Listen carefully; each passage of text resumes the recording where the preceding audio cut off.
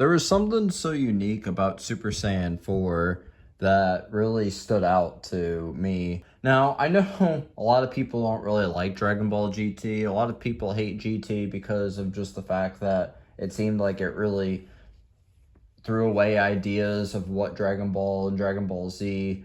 But that's not to say that one of the coolest things to come out of Dragon Ball GT was Super Saiyan 4. And I think the coolest thing with Super Saiyan 4 was the fact that it was one of those things where it was like Goku and Vegeta needed to go to their grade 8 form, and then they just went Super Saiyan with their grade 8 form, and then they were able to go back once they were able to get back to their conscience, because with Goku, he saw Pan, and with Vegeta, he saw Goku. So, seeing that these two were both really strong as Super Saiyan 4s, it's really unique to see. I think, personally, if we ever were to see something similar to Super Saiyan 4 in, like, a current Dragon Ball, it would be really unique to see. Super Saiyan 4 is just that form where it's literally a confusing form, but it's also a powerful form. Because look at it like this. Goku's power is multiplied by too much. And I will say that was one of the coolest things to see with Super Saiyan 4 was when since Goku was a kid in Dragon Ball GT, anytime he went Super Saiyan 4, he became an adult again. Which it does baffle me as to like why in Dragon Ball GT Goku didn't just progress as the show went on, like he didn't grow or anything. He just stayed a kid the whole entire time in the show. And something cool about Super Saiyan 4 is it's cool to see how his voice gets deep too, just kind of like how it does in Super Saiyan 3. So Super Saiyan 4, he's a little bit more raspy. It's like Goku Black almost, before Goku Black was a thing. Super Saiyan 4 also has the fur. His hair is somewhat long, but it's still a little shorter. It's still shorter than Super Saiyan 3. Like when you look at Super Saiyan 4, it's almost like that's like a true evolution of what the Saiyans went through.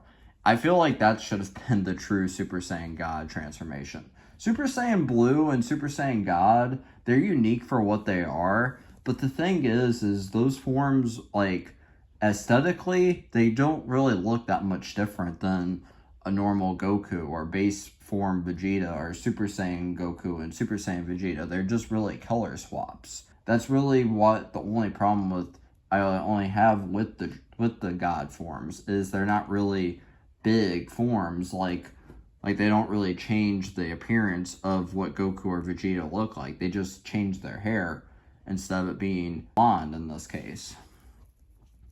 So I really would have loved to have seen Super Saiyan 4 in the modern day Dragon Ball if it was in some way to be brought back. And the coolest thing with Super Saiyan 4 was seeing how we were able to get one of the most overpowered characters in all of Dragon Ball history, and that was Super Saiyan 4 Gogeta. Super Saiyan 4 Gogeta is literally a badass. And to think that in Dragon Ball GT, Vegeta was the one that suggested that they did the fusion. And literally, Super Saiyan 4 Gogeta is so powerful that he didn't even have to really break a sweat trying to take Omega Shenron down. He's just that powerful. And, you know, seeing Gogeta play around with Omega Shenron, a lot of people don't really like that he played with Omega Shenron in the show because of how he took down Janemba in literally a few seconds in Fusion Reborn. But it makes sense because if you listen closely in Dragon Ball GT, Gogeta even said that he was trying to piss Omega Shenron off so then he could release the negative ball of energy, and then he was going to kick back that ball of energy and change it to a positive. A lot of people don't really hear Gogeta say that because they just think Gogeta is playing around. And that's something else cool with Super Saiyan 4 was just the fact that Goku and Vegeta were taken more seriously. I feel like that's something that Dragon Ball GT did do in some way over Super better. Now, I'm not trying to make this a Dragon Ball GT versus Dragon Ball Super discussion, but I'm just saying in personality, like Super Saiyan 4 was taking more seriously. You know, Goku and Vegeta, their power was multiplied by tenfold, and even though Super Saiyan 4 Gogeta was super strong, his energy was going down faster than it was the normal fusion time. It was cut in half, I believe, because Super Saiyan Gogeta, he was only lasting in fusion for about 30 minutes. But then Super Saiyan 4 Gogeta only lasts for like 15 minutes because that's just how powerful he is.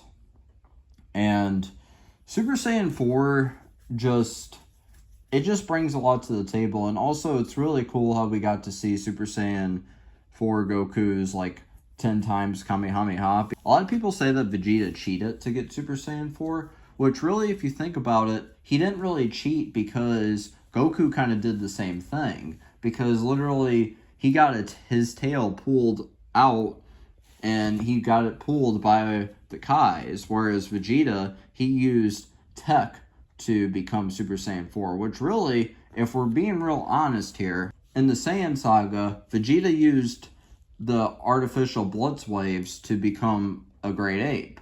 But then, if people are gonna say that Vegeta cheated, how is that true if he used tech to create Blitz waves to become a Super Saiyan 4? Goku just got his tail pulled, and that's how they both became the great apes. So really, they both didn't cheat, but they both did have help getting to that form. Super Saiyan 4 really does stand out a lot. I actually do like the form a lot. As this video is implying that this is one of the most unappreciated forms, I feel like. Just seeing when he first went Super Saiyan 4 at first, I will say, as opposed to how it was like Super Saiyan 3, like Goku's Super Saiyan 4 transformation, it definitely felt a little bit more confusing at first. But it's like once you understand that Goku is just coming to senses with himself when he's in the Great Ape, and then that's when he gets control of the Great Ape form and becomes a Super Saiyan 4. In terms of its power, in terms of its looks, you know, it's really cool to see just what Super Saiyan 4 has brought. And too bad we didn't really see too much of it in GT. I mean, yes, we did see him fight Baby. We saw him fight Super 17, which I still don't understand how Super 17 is stronger than a Super Saiyan 4. Like, that I will give people who say that this show is kind of inconsistent with some things. I will say I think that part's really stupid, because it's like, how is it that Goku can't take down Super 17 when he's a Super Saiyan 4? To fight the androids, you have to actually like use more physical force instead of shooting blasts at him. Why couldn't Goku still try to at least take him down? I mean, I understand Vegeta and Goten and Trunks and Gohan weren't able to take Super 17 down, but the fact that Goku couldn't, it just doesn't make sense. I will say it's really cool to see how Super Saiyan 4 is just still talked about a lot to this day. It's one of the coolest transformations, in my opinion. A lot of people do speculate if Super Saiyan 4 is stronger than Super Saiyan Blue. I think in some cases, I think it is stronger than Super Saiyan Blue, but I think Super Saiyan Blue may be able to beat it if it were in a fight, because of the fact that Super Saiyan 4 burns through energy faster. Because Super Saiyan 4 is kind of just like Super Saiyan 3. It burns through the energy quite fast, but Super Saiyan 4 in a way has more control over it, where Goku couldn't control Super Saiyan 3 and he couldn't master the key control, where Super Saiyan 4 has a lot more power and energy. Well, let me know, what do you guys think of Super Saiyan 4? Do you guys enjoy it? And make sure you comment down below. Anyway, that's all I really have to say for this video. I'll see you guys in the next one. Peace!